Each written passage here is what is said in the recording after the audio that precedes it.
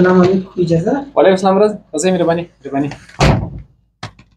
زموږ د برق بل راغلی دی نوی ستاسو نوم او زوړ بیل در سره شته و سته راسره زوړ بیل راکړه نوی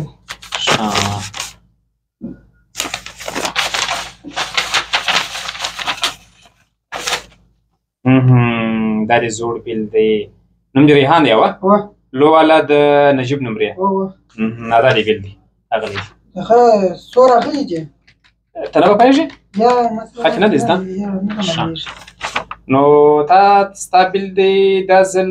15,000 افغانۍ 15,000 افغانۍ مرض دې خراب نه کړي دا دې ورته لیکلي دي 15,000 افغانۍ نو زه 15,000 افغانۍ بیل راغلی د برق ته د برق 15,000 افغانۍ د بیل دی و دا ته دا بیل ته ورته دا څه د اوبو د شلمبو بیل باندې وروره خو د برق بیل دی واخله نو دغونه ډېر یې دا ستا کار دی نو دغونه برق استعمال کړی دی دا به تاسې اضافه کړي د 200-300 مې تر اوسه نه چې اضافه ورکړي زه ځان شکایت درته کوم زموږ ملک راوله مې درته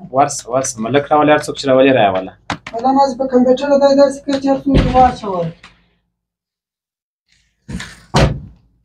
څه په وکړو د ولس وګړي مو دي بې سواده دي په پوهېږي هم نه په لیکلوس یې هم سر نه خلاصېږي نو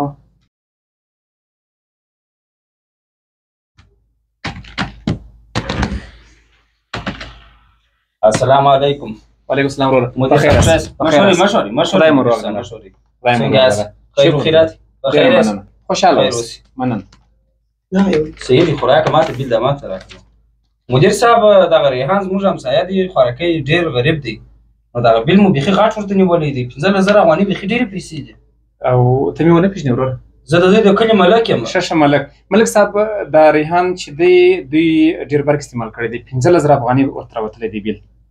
نو دا بیل دی یو دي چې پیسې تحویل کړي بله لار نه لري مدیر صاحب داسې و پخوا به هم د خوراکي تحویلولي ول 200 افغانۍ به ما تحویلول اوس یو دا 15,000 شوې نو د پخوا او د اوس فرق شته پخوا داسې و چې په 5 ورځو کې به یو ساعت برق رالی کله به رالی کله به بیا نه و او چې رابلی راسه ولاړ شه اخر خو داسې حالت راورسېدو چې برق به رالی کوچنیانو به نارې کړل به ورالی کوچنیان ورڅخه بېرېدله اوس خو 4 ساعته برق دی نو په 4 ساعته کې حتما به دغونه مصارف راځي وروره ملک صاحب ریحانه دا اوس مدیر صاحب څه وایي وایي څه ډېر مصرف کوئ یا ډېر مصرف مو نه دی کړی هغه تېر کال دونه مصرف نه و شوی 200-300 هغه چې اضافه به شو 800-900 بس دا وایي چې اوس څونه وخت کېږي چې تحویل کړي دي نه دي هغه بله ورځ 6 میاشتې که 7 میاشتې کېږي بله ورځ 6 میاشتې 7 میاشتې مخکې نو چې دغونه ځنډی خود به دغونه ډېرېږي او خیر نو دغه دی مصرف دې څه شي دی خو تا ماته ویل یوازې زه یو دانه پکه ده او یو دانه تلویزیون دی یخ په کوټه کې دی په کور کې دا شپږ ګروپان دي بند کړي مې لا نه دي چې ولګېږي تر سهاره تر ماښام لګېږي ولې بار برېښنا هم خرابېږي بل پکې دي ودانې دي او دوه دي کولران دي او د اوبه او ګرمي او دا شیان بشتون یو دوه یخچالونه دي دا له ته مصرف نه لري هېڅ مصرف نه کوي خو اول به دې ویل چې د مدیر خیر خیر که تاسو کوم نیوکه لرئ پر دې سیسټم باندې کولای سئ عریضه وکړئ تفتیش کسان به درسره ولاړ شي تاسې میټر به وګورئ 1 افغانۍ مو نه خوړل کېږي عریضه کولای سئ مدیر صاحب ما ویل د کومک سره وکړه چې بله لار ملک صاحب ته خو شکر دی پوه سړی د دې ولس مشر یې هېڅ لار نه لرئ دا بیل دی دغه د 15,000 افغانۍ ورته راوتلي دي ولاړې سئ بانک 4 بانک ورنږدې دی په هغه بانک کې دا پیسې تحویل کړي بله لار نه لري هغه د ګلو دي د څومره راغلی دی زموږ همسایه نه دي ښه او شوی یا ګلو خو سره دیوال په دیوال دی وایي 200 افغانۍ د هغه د راغلي دي نو هغه کېدای شي مصرف په لږ کوي یو ګروپ یا به یوه پنکه یا به ګروپ پنکه نه یوازې به اوبه یا وایي در سهاره پورې برق استعمالوي دی وایي یو کوچنی ګروپ یې لګول تر سهاره پورې ملک صاحب ما ویله چې دغه ته ورسه هلته کښېنه هلکه ته ورسه زه د مدیر صاحب ته یوه پټه خبره کوم کښېنه هلته مدیر صاحب ما ویله چې دغه پتې هغه بل مخ ور واچوي کوم مخ هغه مخ چې هغه بل مدیر دلته و هغه چې دستي به یې سر خلاصوي ملک صاحب هغه مخ په 2021 کې ختم شوی دی